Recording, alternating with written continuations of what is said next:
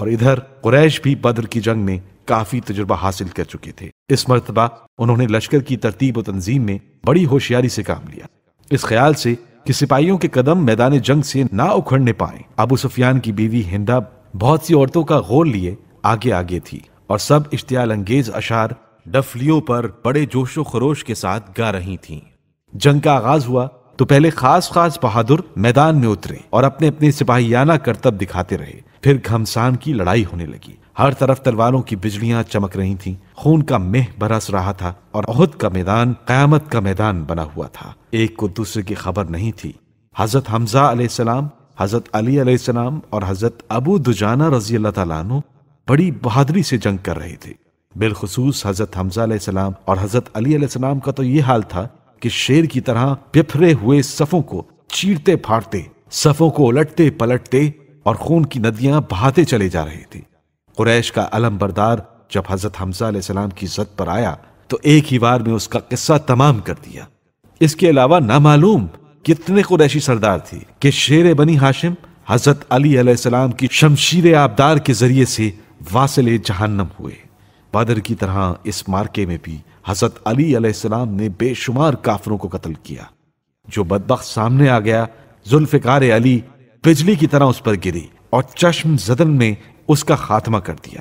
آسمان و زمین کے درمیان ایک غیبی آواز شجاعت علی کی تعریف میں یہ کہتی سنائی دی: لا فتح الا علی، لا سیف الا ذوالفقار۔ علی جیسا کوئی جوان نہیں اور ذوالفقار جیسی تلوار نہیں۔ ایک موقع پر حضرت علی علیہ السلام وار کرتے جاتے تھے کہ ہندا ذوالفقار کی زد پر آ گئی، چاہتے تو ایک ہی ضرب میں اس کا خاتمہ کر دیتے، مگر یہ کہہ کر چھوڑ دیا کہ علی کی تلوار کا وار عورت پر نہیں ہوتا۔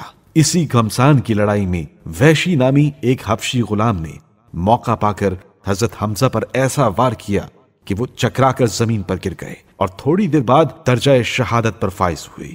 ابو سفیان کی بیوی ہندا نے اس شہید راہ خدا پر بڑا ظلم کیا۔ آپ کا سینہ چاک کر کے کلیجہ نکالا اور اپنے دانتوں سے چبا کر جلے دل کے پھپولے پھوڑے۔ اس نے اسی پر بس نہیں کیا بلکہ ان جناب کو مسلح بھی کیا، یعنی حضرت حمزہ کے کان اور ناک کاٹ کر ایک ہار بنایا اور اس کو اپنے گلے میں پہن کر خوشی کے گیت گائے اور چاروں طرف ناچتی پھری۔ حضرت حمزہ کی شہادت کے بعد حضرت علی علیہ السلام نے اور بھی زیادہ غضبناک ہو کر حملہ کیا اور شجاعت ہاشمیہ کے وہ جوہر دکھائے کہ دشمن میدان چھوڑ بھاگے۔ مسلمانوں نے ان کا پیچھا کیا۔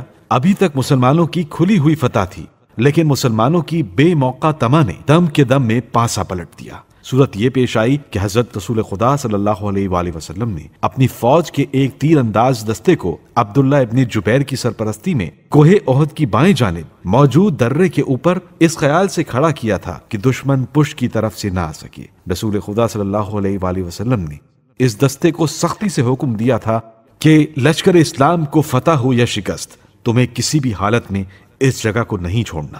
لیکن مسلمانوں کی ابتدائی فتح کے بعد مال غنیمت کی لالچ میں انہوں نے اپنے سردار کی مخالفت کرتے ہوئے مورچہ چھوڑ دیا۔ اس دستے کا اپنے مقام سے ہٹنا تھا کہ غضب ہو گیا۔ خالد ابن ولید نے موقع پا کر ادھر سے حملہ کر دیا۔ جب بھاگنے والوں نے دیکھا کہ ہماری فوج پشت کی طرف سے مارتی چلی آ رہی ہے تو ان کے اکھڑے قدم بھی جم گئے۔ اب مسلمان دونوں طرف سے گھر گئے اور وہ گھمسان کی لڑائی ہوئی کہ سروں کی جھڑی لگ گئی۔ ہزاروں جوان خاک پر تڑپتے نظر آنے لگے۔ اسی ہڑ بوں میں کسی شریر نے غل مچا دیا کہ محمد قتل ہو گئے۔ اب کیا تھا؟